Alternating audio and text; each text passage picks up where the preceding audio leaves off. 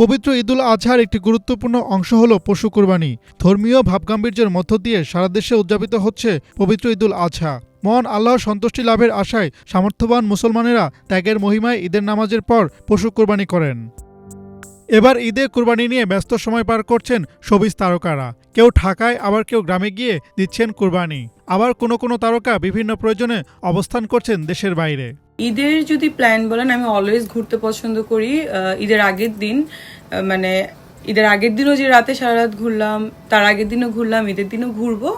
So এছাড়া আমার এরকম কোনো প্ল্যান নাই। ঈদের দিন সকালে ঘুমিয়ে থাকি, কারণ আমার ভায়োলেন্স পছন্দ না। মানে পশু কোরবানি দেওয়া হয়, এটা আমার খুব কষ্ট লাগে।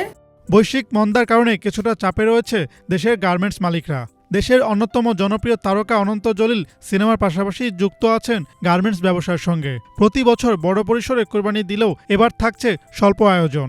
চিকিৎসার জন্য বর্তমানে থাইল্যান্ডে অবস্থান করছেন তিনি। সেখান থেকে মুঠোফোনে কথা হয় বাংলাভিশনের সঙ্গে।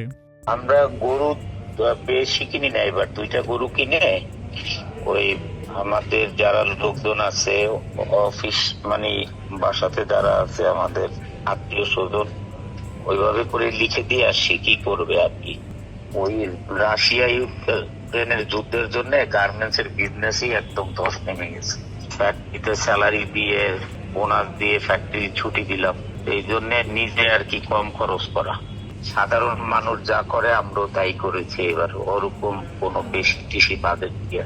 গানের জগতের অন্যতম জনপ্রিয় তারকা তানজিব সারোয়ার।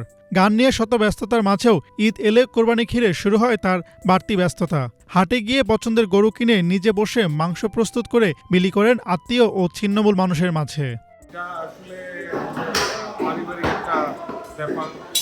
পরিবারের সবাই মিলে গরু কাটাকাটি করবো, এটা মানে এটা আমাদের একটা কালচার। তো অনেক এনজয় করি। মানে আমাদের যে কোরবানি করা, মানে আমাদের যে মুসলিম সম্প্রদায়ের যে একটা কালচার, ইসলামিক কালচার, যেটা এটা আমরা পালন করি সবসময়। ঠিক আছে, সবাই আমরা আছি, সবাই খাচ্ছি গরু, যেটা আমাদের কোরবানি দেওয়ার কথা আমরা কোরবানি দিচ্ছি আলহামদুলিল্লাহ, যার যার সামর্থ্য মতো আর কি।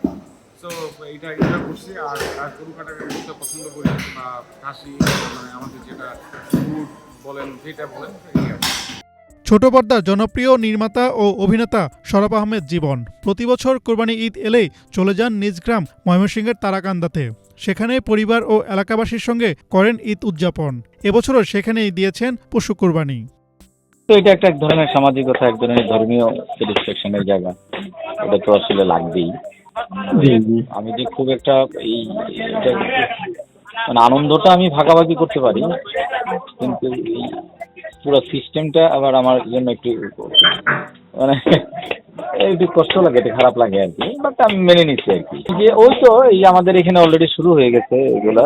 এইটাই হচ্ছে বড় আনন্দ আর কি, যে সমাজের, গ্রামের, পাড়া প্রতিবেশী সব শ্রেণী পেশার মানুষের সাথে একসাথে একটা মিলন মেলার মতোই হয়ে যায় আর কি।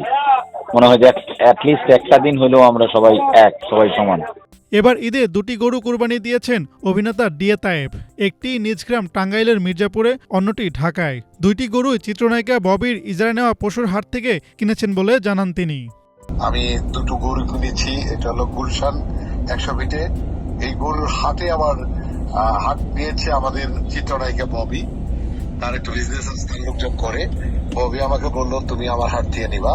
পর ববি আমার সাথে গেছে, যাওয়ার পরে ববি আমরা মিলে আমি 2টো গরু কিনেছি পরে 3 লাখ টাকা দিয়ে। একটা গরু আমি টাঙ্গাইল ওই দিন রাতে পাঠিয়েছি ওই ট্রাক দিয়ে, আগে ঢাকায়। টাঙ্গাইলের গরুটা আজকে এখানে কুরবানি হয়েছে, ঢাকারটা আগামীকালকে হবে। তো এটা সবাইকে আপনাদের দাওয়াত। আর এই ঈদ ভালো কাটছে, আপনজনদের সাথে, গ্রামের মানুষের সাথে নামাজ পড়েছি। এদিকে অনেক বছর পর ঢাকার বাইরে ঈদ উদযাপন করছেন ঢাকায় সিনেমার আলোচিত নায়িকা পরীমণি। পিরোজপুরের গ্রামের বাড়িতে তিনি পশু কোরবানি দিয়েছেন বলে নির্ভরযোগ্য সূত্র জানিয়েছে। এছাড়া চিত্রনায়ক রুবেল, নীরব সহ অনেক তারকায় ঢাকায় পশু কোরবানি করছেন বলে জানিয়েছেন। হাসনাত জুবায়ের, বাংলাভিশন, ঢাকা।